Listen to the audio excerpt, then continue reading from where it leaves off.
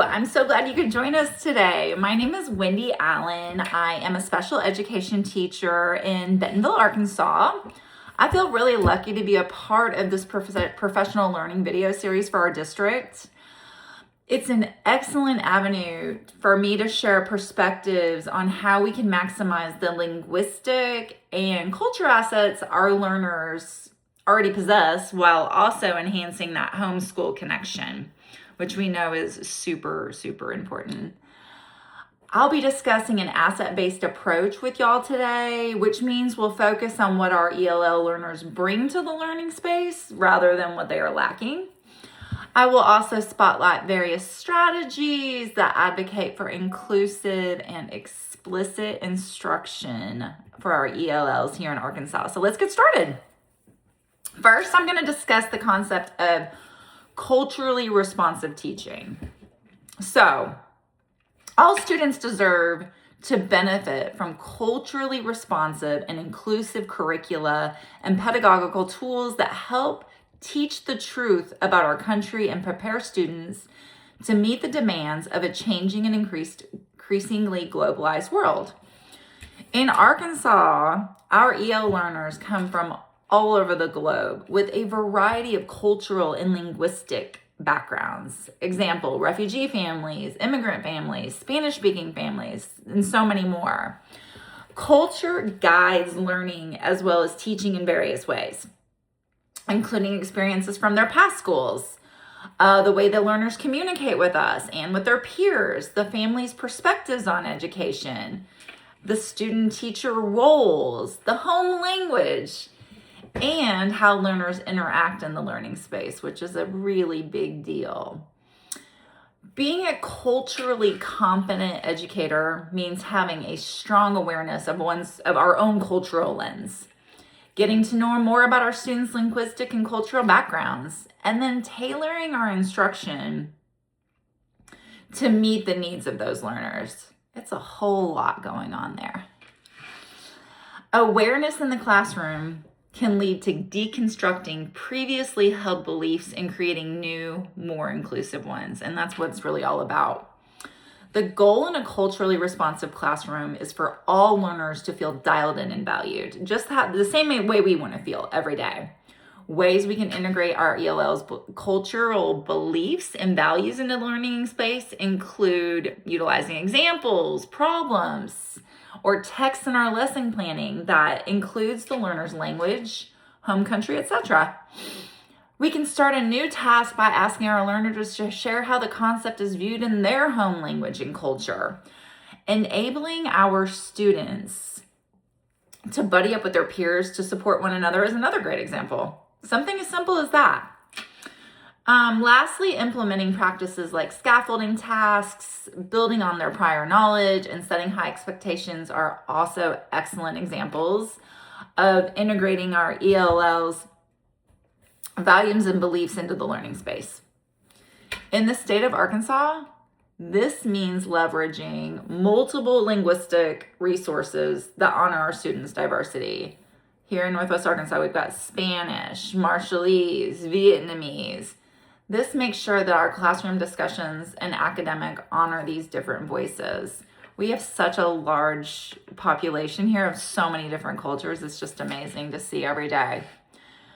Next, I would like to touch on the role of culture in our students' learning journeys. Culture plays a starring role in our students' learning because learning is a social journey. We know that, very social, where our learners bring their own cultural norms regarding communication, past schooling, values. These norms influence how our ELLs ask questions, talk to their peers, engage, find meaning in the learning space. The learning environment impacts language acquisition in so many ways. One way is getting to know the learner's culture, native language, family interests, etc., by building intentional relationships with them. Not easy to do, but it really pays off when you take the time to do it. Scaffolding language using sentence stems, visuals, making connections to our learners' cultural background is another excellent example. When we tailor our instruction, we have to be diligent in utilizing multiple means of representation, engagement, and expression, which is part of UDL. In a UDL classroom, the focus is on how to change the design of the curricular goals, assessments, methods, and materials, not on how to fix the students. Such a profound statement.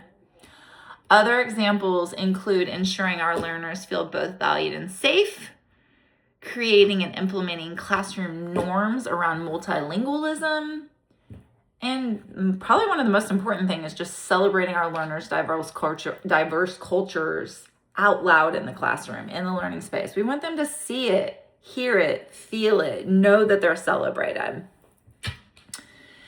Now we can delve into how we support the diverse needs of our ELLs in the learning space. One thing to keep in mind is that many of these learners are newcomers, long-term Spanish, English language learners, multilingual learners, and some who have also received special education services. So we have to utilize and implement differentiated asset-based strategies. One strategy that we frequently discuss and already employ is scaffolding. We talk ad nauseum about scaffolding in education. Scaffolding can be visuals, manipulatives, task chunking, extra time. Social emotional supports are also necessary for many of these students as they've gone through something traumatic and a distinctive experience on their journey to us, on their way to the classroom. We can achieve this by creating a safe space to talk, helping to establish routines, peer buddy systems, check-ins, check-outs, and modeling and teaching them a growth mindset. When these learners come to our classrooms, we want them to know they can fully be themselves. It's so important, which includes their culture, their native tongues. When our learners feel safe and seen, they are way more likely to engage in the classroom and with their peers, which is so necessary. I really like the check-ins and check-outs for this very notion. Our learners can share how they're feeling, not only academically, but also emotionally and socially at this time. Sometimes these learners don't speak all day until they come to an ELL learning space.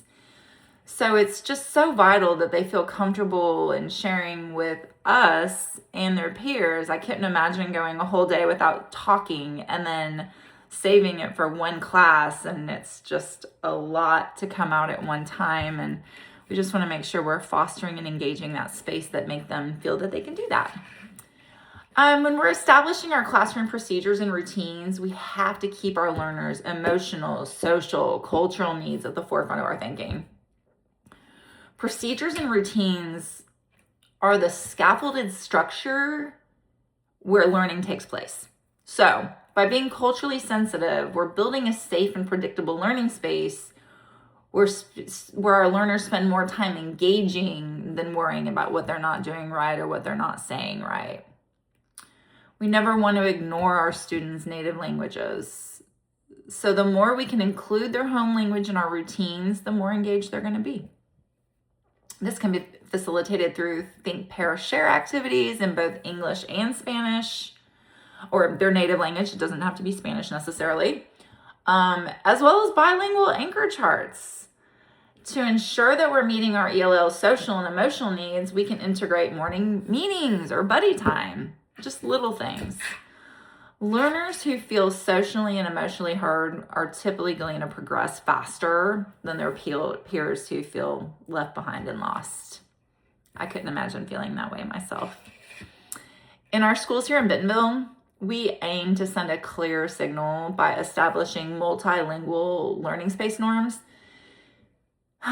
being culturally responsive, and utilizing linguistic supports so that all learners, again, feel valued, belong, and that they're expected to succeed. We expect them to succeed. Have you ever considered how family practices might impact language learning? It's an interesting notion. Funds of knowledge are the essential cultural practices and bodies of knowledge that are embedded in the daily practices and routines of families. If we can tap into that knowledge, what's already there, we can leverage those assets already present to increase that academic growth.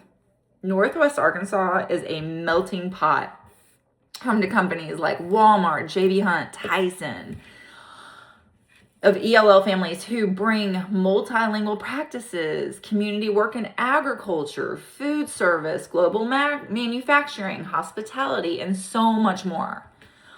All these practices can truly be integrated into our learning space into some fashion or another.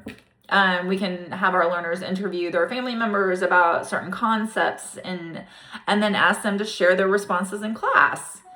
This helps them connect the dots between school and home language, which reinforces their identity and also fosters language growth. The more chances we can give them to share, to talk, to engage, we're doing a good job. Strategies we can implement to build and foster family community collaboration. Our family language nights, love that. Two-way communication, inclusive community engagement, community language maps, another really cool thing we'll get back up to. Homeschool language portfolios and intentional strategies for our families. Back to the family language nights, they can be facilitated at the beginning of the school year to gain a deeper connection. I like them at the beginning of the year versus the end of the year. Allowing families to share their cultures and practices just gives us a totally different perspective than watching a video or reading a pamphlet, per se.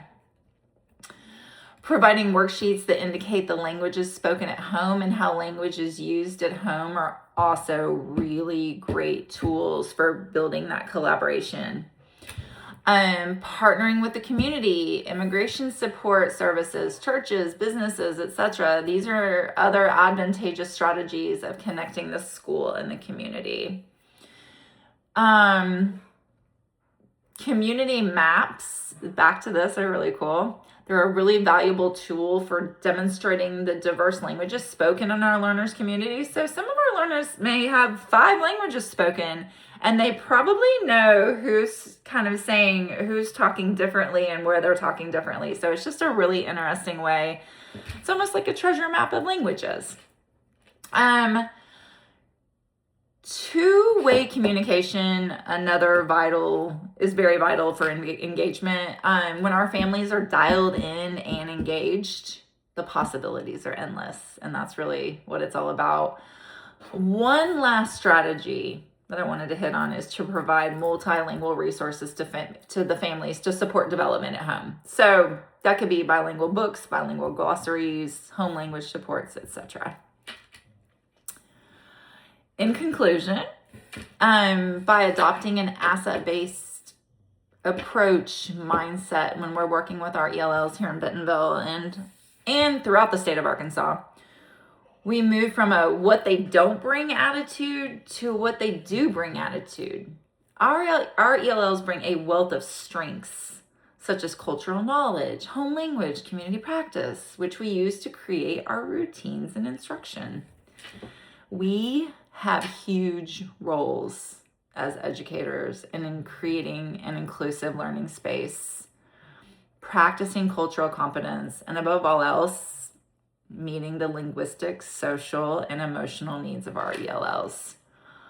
Our ELLs' cultures and multilingualism should be seen as tools for success, not as barriers. And I look forward to collaborating with y'all in the future. Keep up the fantastic work. Your students see you, they feel it. The fact that you're here today really just shows that you're dialed in and wanting to get further enhancement on your ESL side. So I thank you for coming, and I hope you have a great week. Thank you.